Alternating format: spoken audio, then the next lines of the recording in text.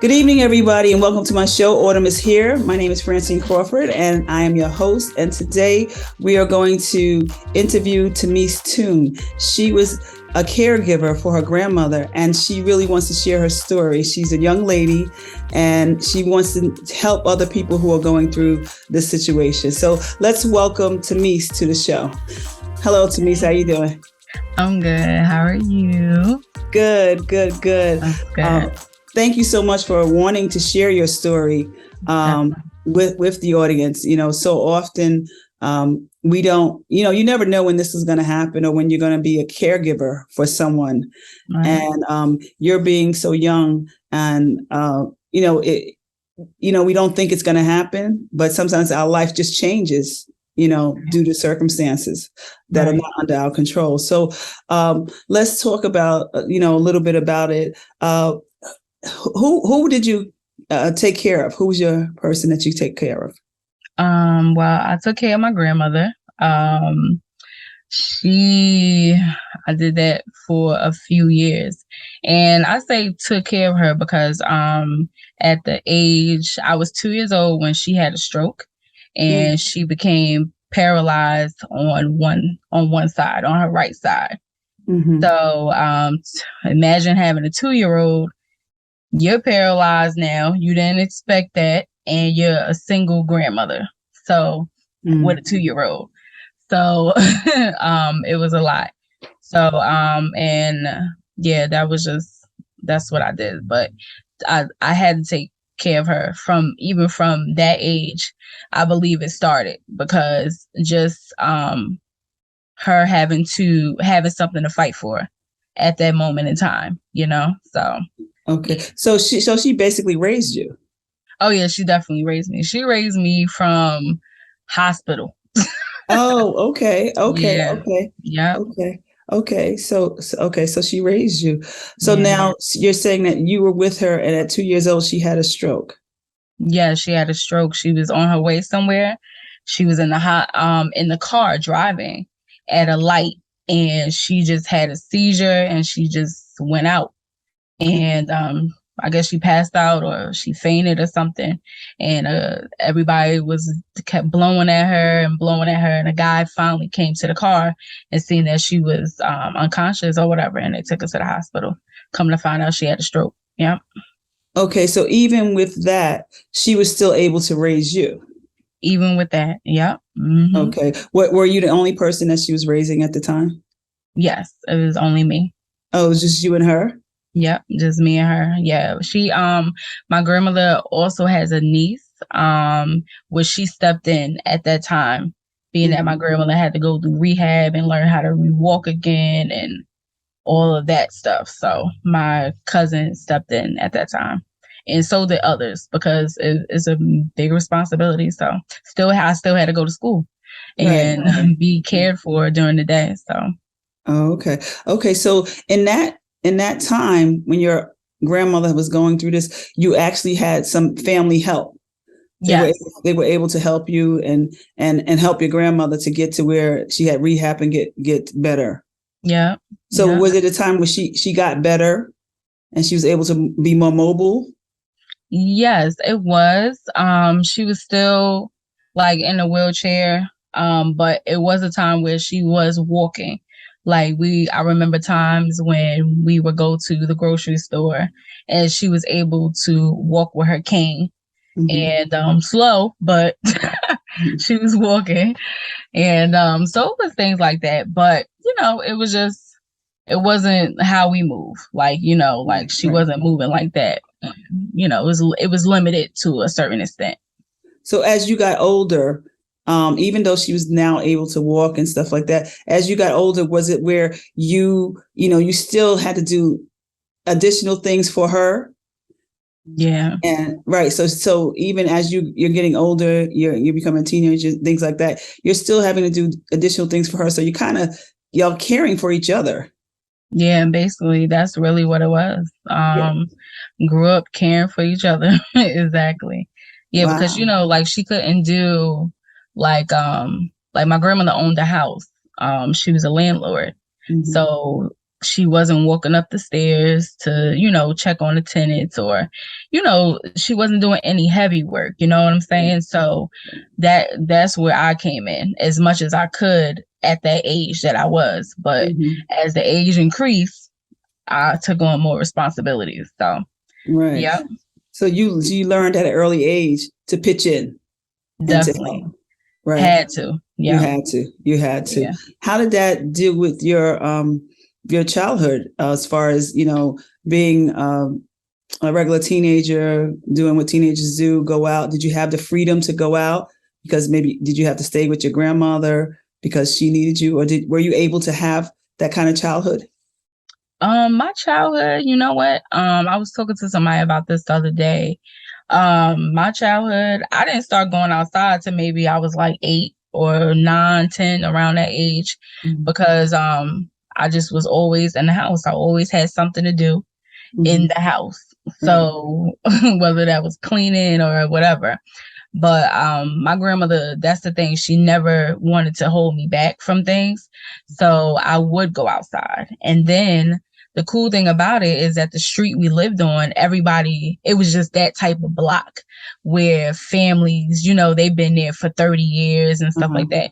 So I started, making friends on the block and things like that. So she would allow me to go to their homes sometime and, hang out and things like that. So she never hindered me from anything. But there were times where responsibility came first, home came first, where she needed something, and instead of me staying out to 10, I would have to be home by 6. So I definitely felt it. So yeah. You did feel it. Yeah, absolutely.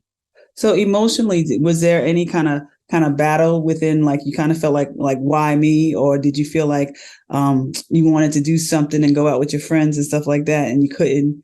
Did you feel kind of restricted sometimes? Yeah, absolutely.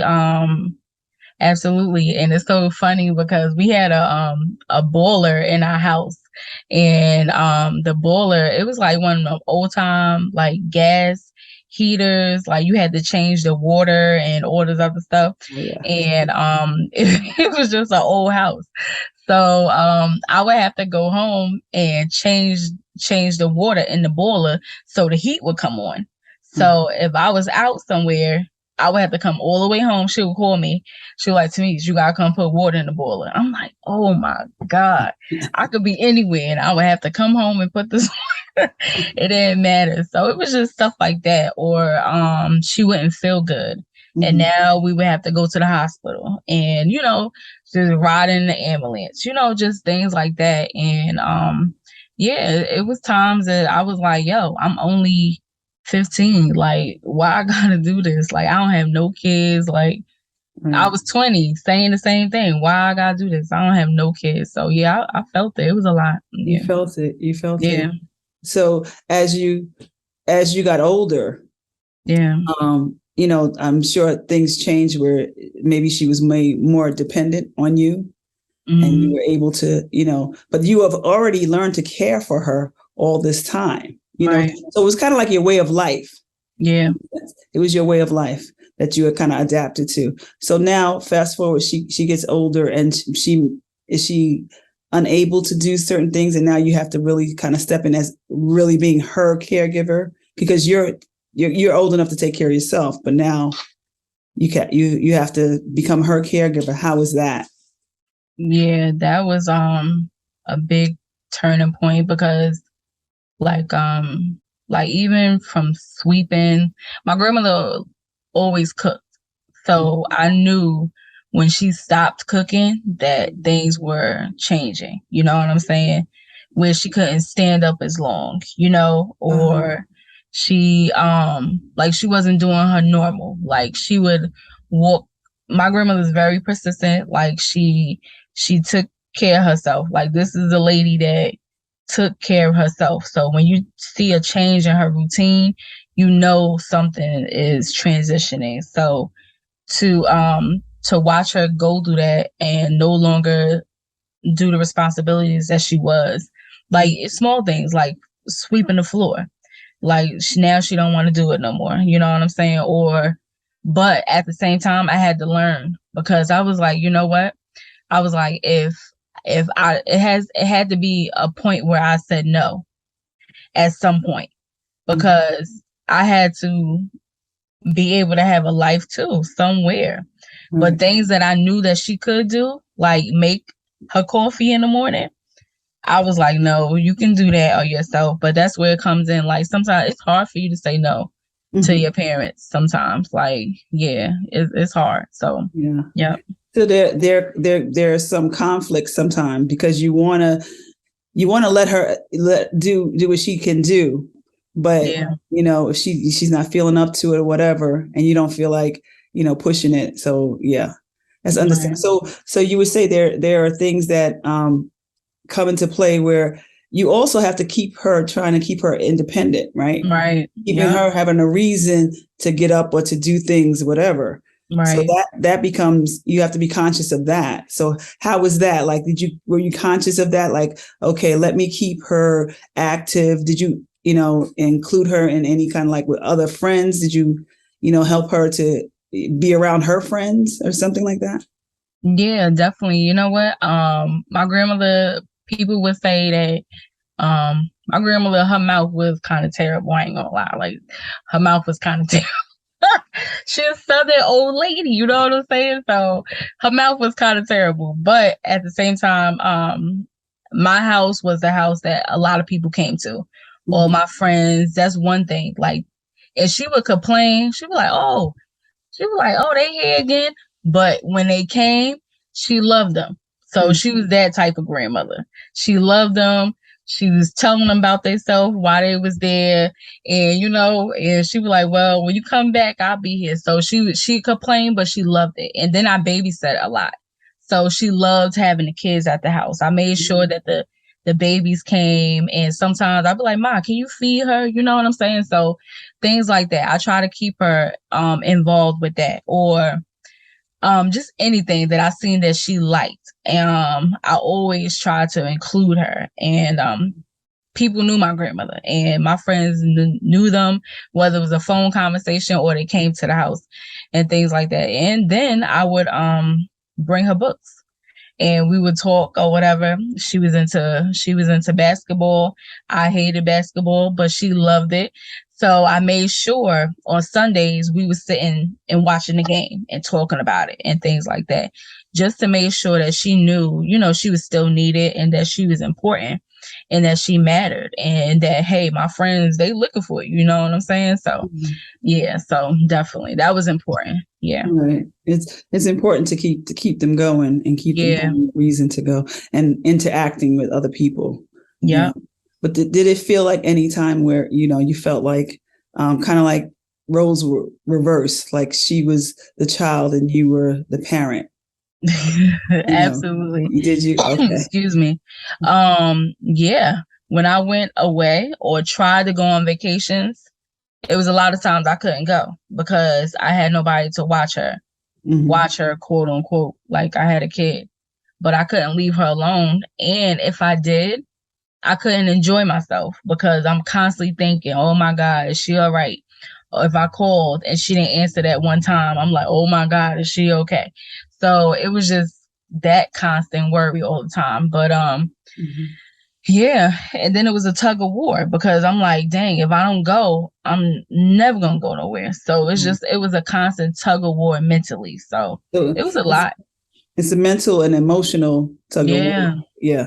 Yeah. Yep. So let me ask you, when you did go away, say if you went on a trip or something like that for however long, how was the preparation when you prepare for her? Because like if you have a child and you leave a child, you're writing down stuff, you're making sure they have everything they need, whatever. How was that preparation? That if you were able to help anybody else that's going through that, how would you, prepare, like write her medicines, things like that?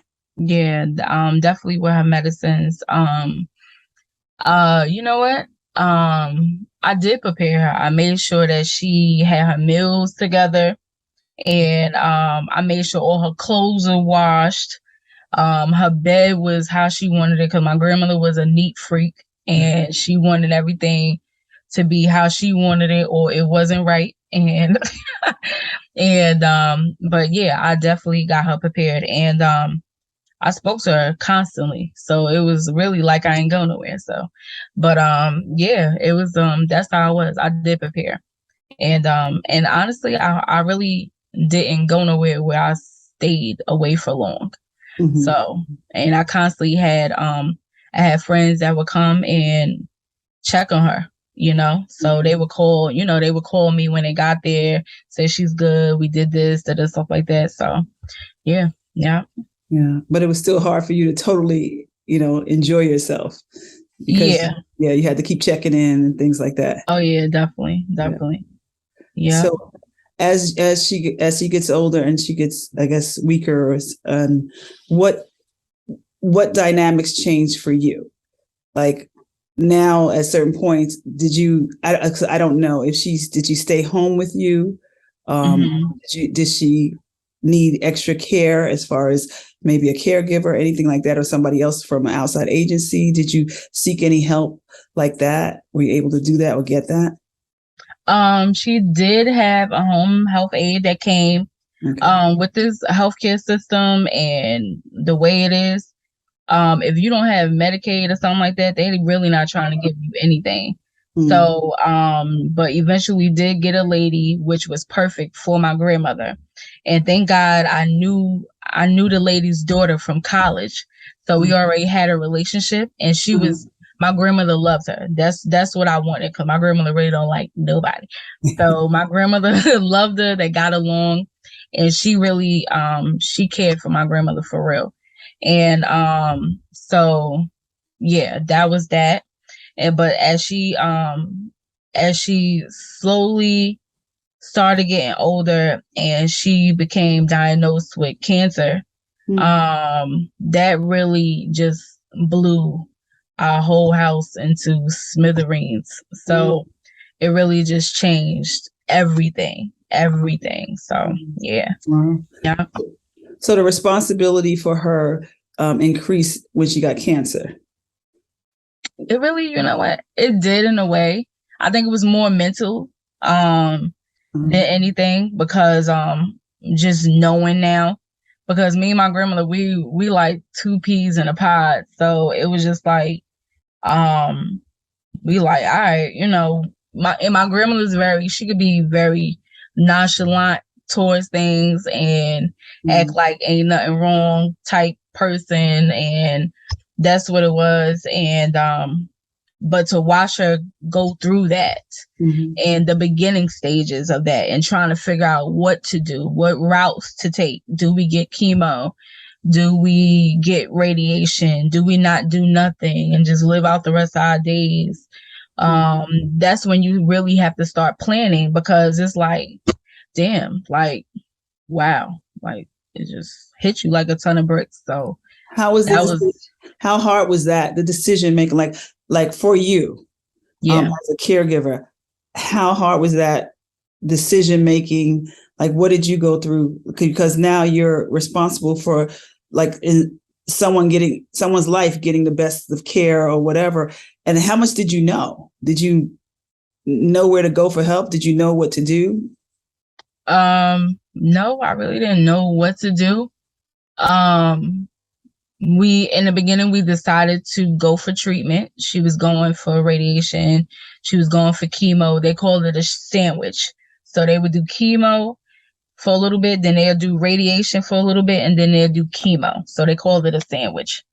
And when she went through that, it started really eating her away.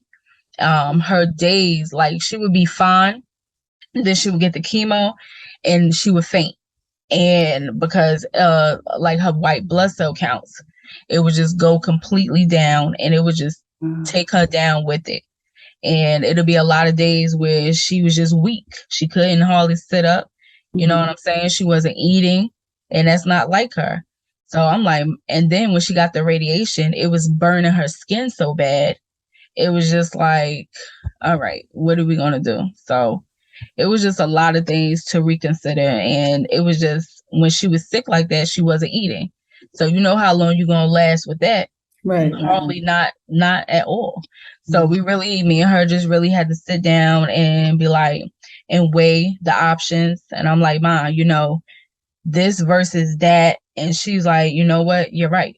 So we decided together to stop it. And we're just going to rock out the rest of our days. I say hour because I was right there with her together. And that's what we did. That's what we did. And she was way better without any of that chemo. She was herself without the chemo. Okay. Yeah. Okay. That's a big decision. That is a big decision. Yeah, yes. That's really tough. But you made it together with her. Yeah, absolutely. See, that's a plus, that you were able to be open and honest with her, because sometimes we don't want to say, what's going on, because, you don't want to scare the person, or you feel that it makes them uncomfortable. But you were able to have that conversation with her, and it kind of seems like it made it better for you and her to make that together. So you understood each other, and you understood that, these were the choices, and she helped to make the choice of not to take any medication. Right. And just live out the rest of her days the best she can. And like you said, you found that she was better. She was herself. Yep. So you were able to enjoy that part of her. But for you, how did you have a support system? Because I know there has to be times where you just kind of like had to be by yourself and cry, or have to be able to, kind of get yourself together because you felt a little frustrated. And, because when she's sick, you're dealing with doctors, you're not only dealing with her, you're dealing with social workers, you're dealing with doctors, you're dealing with a lot of things. So that pressure, what did you do for yourself to help you to get, to keep going? Got it. Well, that was the first time during that that stage in life that I had a panic attack, and that was my first time ever. I didn't know what I was experiencing, but all I know is I was in a bathroom, I was on the toilet, and I just lost it.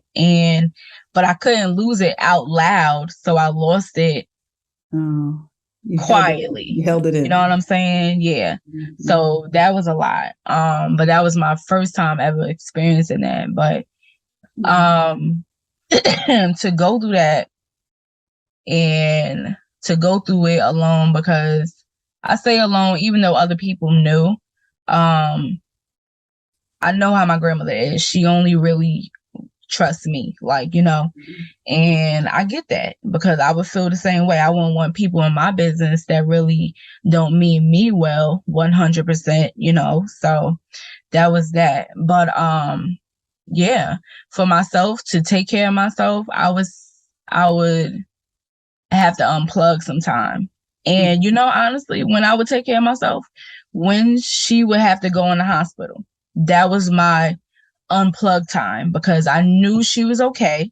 Mm-hmm. Because at that time we've been in the hospital so many times, people knew us, so we knew the nurses in there, and they was like, I got grandma, don't worry about it, you good, go home, catch a breather.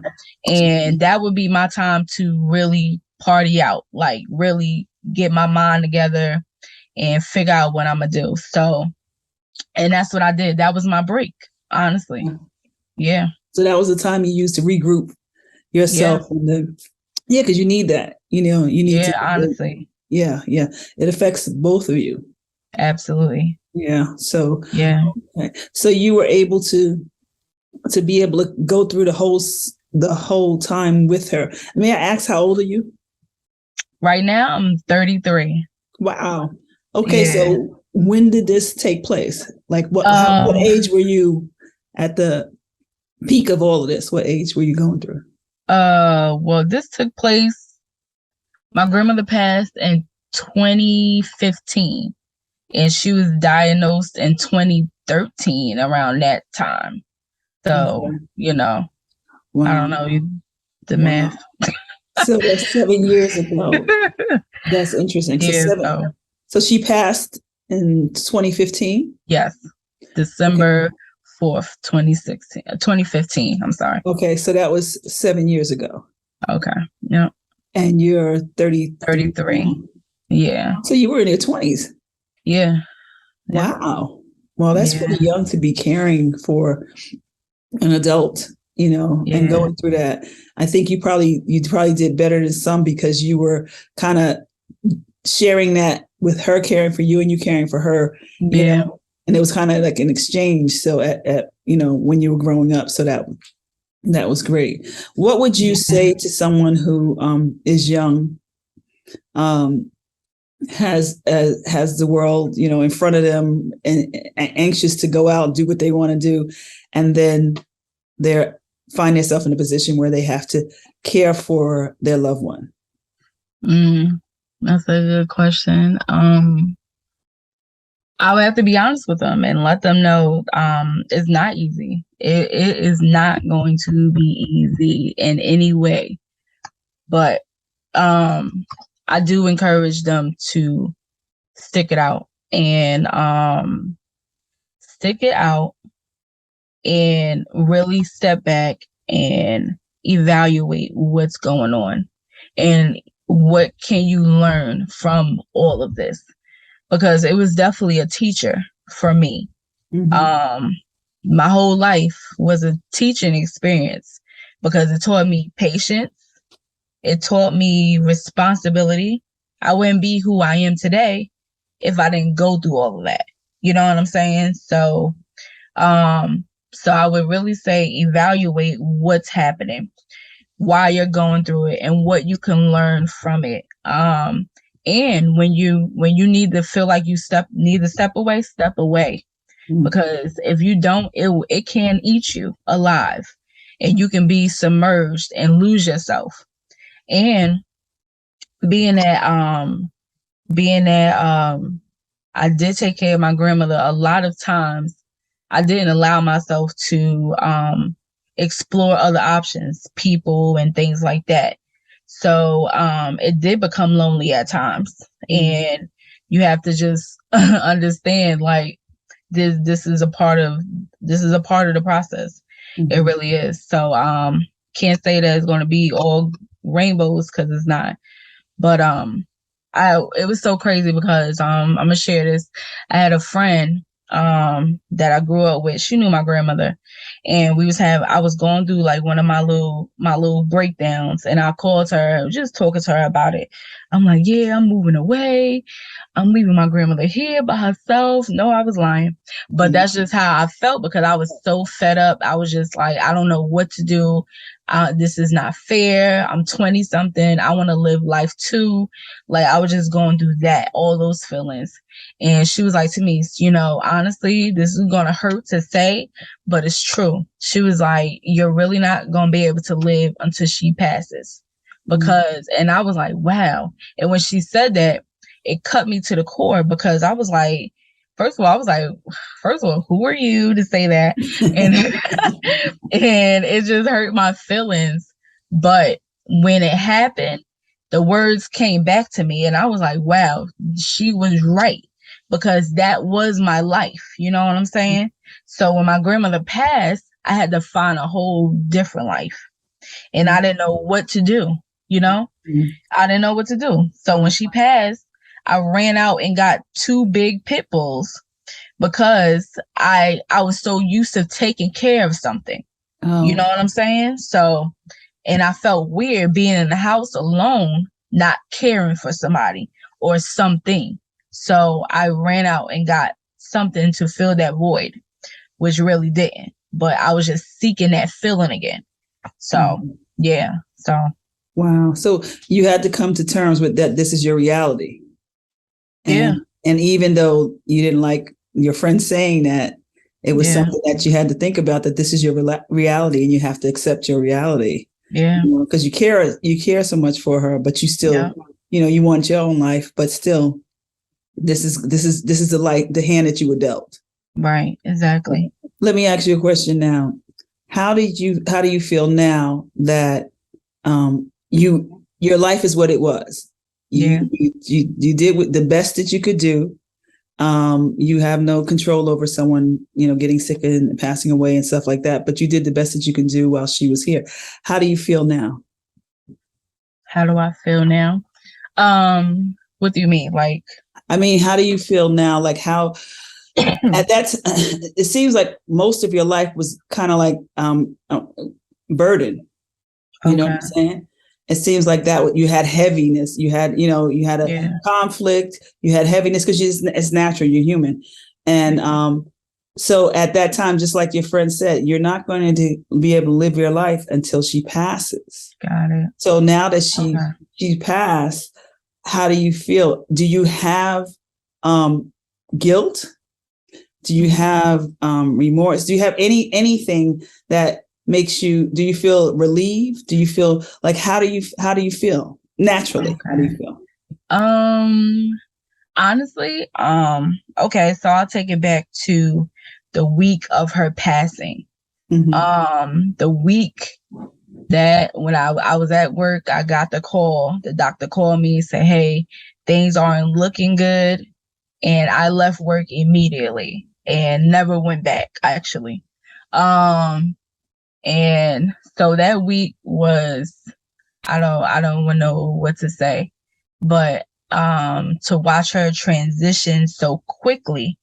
That was my first time seeing death in front of my eyes from a person that I knew my whole life. So it was hard, but I felt fine. I felt peace because I knew I did everything possible in my being to help this lady my whole entire life. Right. So, and I felt great because honestly, I was with my grandmother up until they lowered the casket.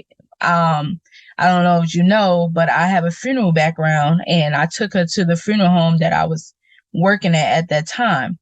And so I was able to, I seen her in the morgue and everything. When I say I didn't leave her, I really didn't leave her. Like I was there every step of the way when they bagged her up, she was in the morgue to when she was put in the casket until they lowered her in the ground. So I've never left her. So I was like, wow, like I did everything possible. And now she's free because my grandmother was a fighter. When I say like she never laid in the bed when she was sick, like it would be days where she would be so weak that I would have to she would be in a wheelchair. I would have to roll her to the beginning of her door, lift her up out the chair, and pivot her into her chair that she sat in the kitchen because she didn't believe in laying in the bed. She would never lay in the bed ever. So even when up to the week that before she passed, she was still doing physical therapy. Like she was not having that. She was like, I'm walking. She always, that was her. She was a fighter, like for real. Like she fought to the very breath. So I knew, and I always felt like when my grandmother passed, is that she let herself pass because she was ready. It didn't care. It didn't take her. Cancer didn't take her. She was ready. Like she was ready to go. Like she made up her mind. And because that's just the type of person she was. So I felt fine. I feel fine. And today is her birthday. And I just, like I just hope to have some of that that she had, some of that strength she had. Yeah. Yes. So it sounds like this situation made you stronger. It sounds like it made you stronger. And so today is her birthday. So you're honoring her by doing the interview and talking about her life. Oh, that's wonderful. Definitely. That's wonderful. How old was she when she passed? Good question. She would have been 82 today. She is 82 today in heaven. Okay. Yep. All right. So she was right, what, 75, something like that? Yeah, so, around that. Wow. Yeah. Okay. So, okay. Well, that's great. That's great that you want to share this, especially being a young person. We get to a certain age and we've lived our lives and maybe graduated, had a career, stuff like that, and then have family and all that. And then our parents get sick and we have to care for them. And we have to figure out what to do. But then you were at a very young age and haven't really even lived your life yet. Yeah. And you had to take care of it. And there are other people that are in in that situation. Yeah. So I hope that this story will help them to be able to deal with it and give them encouragement to keep going on, and to especially, just speak to the person who's ill, just to have them have some say over how they want, to go out or to be taken care of or whatever. So that, to me, that's very important, especially when you're young. Sometimes you don't ask the older person, your senior, anything about, their life, because we were taught to respect and stuff like that. But then you kind of seem like you and her were friends, also, Yeah, definitely. So that's wonderful. I'm going to ask you one more question. Okay. If you had one more day with her, if you had one more day to be with her, to be together, and you had a choice of what to do, what would that day look like? What would that look like for you? That's a great question.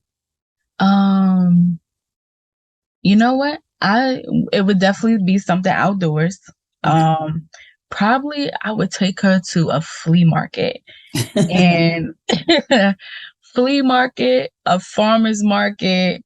Like she loved fruits and vegetables. She loved flowers and stuff like that. So we would definitely be outside. We would go eat somewhere. And we would just chill and go for a ride and just talk and play Aretha Franklin, and we would just have a grand old time. And then I would send her back because she got because she got on my nerves. I got on her nerves. So get at it. But yes, no, but that's my girl. So yeah, that would what our day would look like. Yep, definitely. Oh, that's awesome. Yeah. That's awesome. Yeah, great. So I just want to thank you for sharing your story. Is there anything else that you would like to say to the audience or anything? Not really. I think I shared everything. I will close with just take the lesson that comes with it.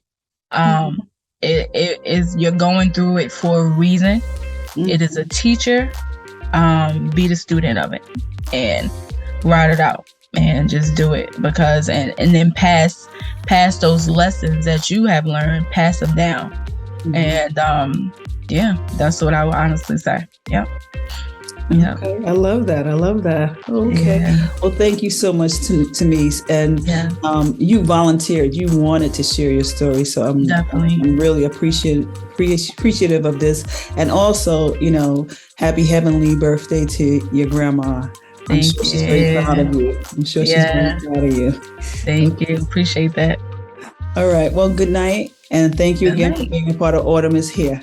Definitely. Thank you. Have a good night. All right. You too. Bye-bye.